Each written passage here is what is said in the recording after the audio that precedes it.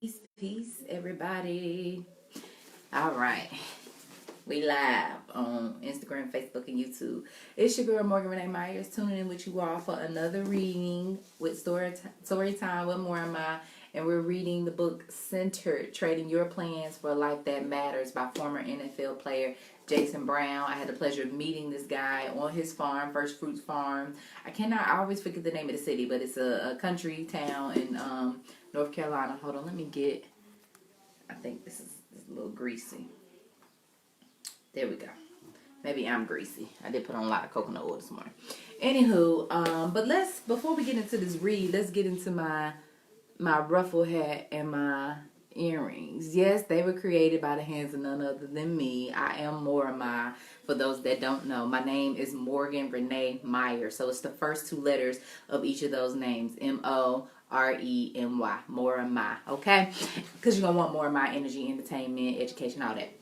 So let's get into it. I'd grown up, got married, and played football. I lost my way and found it again. Tay and I were looking for tracts of land in North Carolina now, looking for a place to begin a new chapter, to follow God's call. That old dream was so far in the recesses of my mind that I'd almost forgotten about it. But as we rode through Carolina's beautiful farm country with the real estate agent looking for a perfect place to start our new dream, I saw it. A white farmhouse with a white picket fence. Then I saw what surrounded it, the green fields and pines and picture-perfect barns. I turned to Tay and said, "That's the most beautiful place I've ever seen." In my mind, another word came, home. The farm wasn't for sale. We were on the way to look at another property, but as we drove on past, but we weren't getting into farming to get rich. At the time, we were already rich anyway. We were following God. We already knew that what we were going to name it, First Fruits Farm. The term first fruits is mentioned 30 times in the King James Bible. It refers to what followers of God, the farmers and the fruit growers and the bakers, were supposed to give to the Almighty. We read in Proverbs 3:9-10, "Honor the Lord with your wealth and with the first fruits of all your produce. Then your barns will be filled with plenty and your vats will be bursting with wine." In Nehemiah 10:35, we were told to bring the first fruits of our ground and the first fruits of all fruit of every tree year by year to the house of the Lord. The Bible later extends that to the followers of God themselves. Of his own will be brought us forth of his own will he brought us forth by the word of truth, that we should be a summer building another one. So we went the long way around, right past the home place, that picture perfect farm.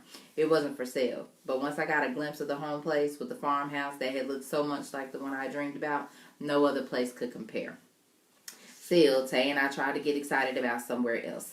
Real estate agents always talk about location, location, location, and the property we were going to see was in a great one, the Triangle area of North Carolina, between the cities of Raleigh, the state's capital, and home to North Carolina State University, Durham, where Tay's alma mater, Duke University, is located, and Chapel Hill, where I had played college football. Because of its central location, most of the land in that triangle had been subdivided or broken up into smaller parcels long ago. To find 1,000 acres there, almost unheard of, the Bible says, but I admit it, I was coveting thy neighbor's farm. We flew out to see that big piece of land, the one we were technically considering 2 more times. Tay and I felt that we owed it to ourselves to give the place the best possible chance. On paper, it seemed just like what we were looking for, but when we looked at it, both of us were underwhelmed, excuse me. Every time we went to see it, we drove by the home place, and each time we went by, I said the same prayer. Finally, on our 3rd visit to the sprawling farm, a visit I know the agent was sure would be the clincher, we told him no. "This place, it just isn't right for us," I said. "We're just going to have to look at some other properties." I'm sure the agent must have been disappointed. When you take a client to look at a property 3 times, you're bound to close a sale, right? But he didn't show his disappointment. He went to an unexpected plan B. "I know you want to play." It was the most beautiful place I'd ever seen. We drove across all 1,100 acres of it, and every inch fit. The silos were framed against the North Carolina sky. The water in the main pond rippled gently. I could hear birds sing in the trees, frogs grumble in the rushes. I tried to keep my poker face, but internally I was absolutely giddy. Then I learned how much the owners wanted for the place. Beauty like this apparently doesn't come cheap. They wanted twice as much as we could pay. We'd never be able to get close to the asking price. It felt as if God might have been playing with us, showing us the perfect place before snatching it away. We made an offer anyway. much lower than the asking price. Their counter offer came down a little from their original price. Our counter offer came up a little. I could see the pattern. If we met in the middle, like we were heading, it'd be far, far more than we could afford. I led him away from the NFL to be a farmer and feed his people. Where's your faith now, Jason Brown? Huh? Where's your faith now? Man, she said it with such conviction and with such force that I got all teary-eyed. Yeah, I said, blubbering a little. Where is my faith? I didn't know if God intended this farm for us, but I knew that He wanted us to be farmers. I knew that where our resources were limited, God's were without limit. He could move mountains. He could drain oceans. If God meant for us to be the first fruits farm, He would make it so. I took a big black Sharpie pen and on the offer sheet wrote a dollar figure that brushed close to the very limit of what Tay and I could afford and still much less than what they were asking. Next to the number, I wrote final offer. Then I underlined those two words. We knew it was a long shot, but we submitted to add the land to their portfolios and to have a place where they can go and do some hunting and fishing. They don't want to work the land. They want to play on it.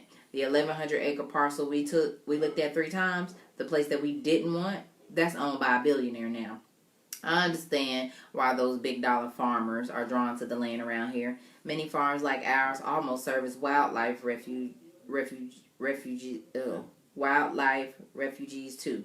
They can be home to deer and turkeys, raccoon and foxes, otters, and even bald eagles. All sorts of fish populate the ponds. I don't think there's anything more beautiful than a North Carolina farm. Our farm has, I'm told, some of the best wildlife, best fishing, and best views to be found anywhere in the state.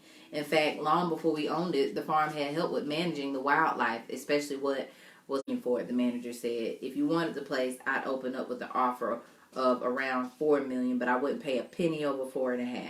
You think they sell it for that? The rich would-be owner said. I do, said the manager. Well, call them up right now. Now, this new bidder had far deeper pockets than Tay and I did. His starting bid was more, way more than what we could afford. Most property owners would salivate over the prospect of a bidding war, particularly when you're talking about high-dollar pieces of real estate that typically take longer to sell. So when the wildlife manager called up the home place owner to make an offer, the owner was just a few words away from what might have been a real estate jackpot. Hey, I heard you might be willing to sell your farm, the manager said. I have someone who might be, the owner responded in a way that I can only attribute to. Sometimes in this logical, rational, cynical world of ours, we sell God short. We say we have faith. We say we believe in God of miracles. We read the stories of how, through His power, the Red Sea was parted and the sun stood still. We teach those stories to our children. We tell them how awesome, how powerful our God is. How can He do anything, absolutely anything? But do we believe it? Where is our faith? Do we believe that some challenges are too big for God? That some requests are just too great? I'm not saying that God will give you every luxury, every earthly delight you ask for. This is not some... I'm tempted to place my faith in the wrong things. The temptations and worries of this world push us that way. And sometimes even the most faithful of God's servants can lose sight of where our hope really lies. Then I look out the window and see the provisions of God. The trees, the fields, the ponds, the